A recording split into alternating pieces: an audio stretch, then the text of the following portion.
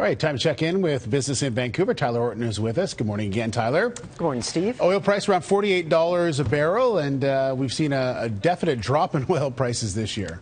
Oh, yeah, and you know what? A lot of people are speculating, well, when are we going to see prices go up again? And the big argument is that, well, eventually, oil producers will have to cut production. It's kind of been a mixed bag with that going so far this year. In a new report with the International Energy Agency, they're actually predicting oil prices will once again rise in the last half of 2015. But not for the reason a lot of analysts are expecting it to. It's really because we have these cheap oil prices, mostly because new technology is allowing U.S. oil producers to access, the shale oil down that was not originally all that accessible before.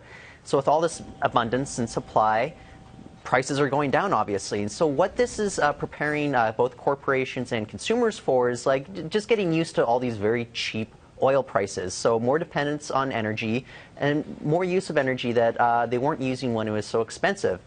So this is actually going to cause oil prices to climb as there's more demand for it here. And so that's kind of the balancing act we have, is the supply and demand. So as more people are using more oil, more demand, and hence prices will go up.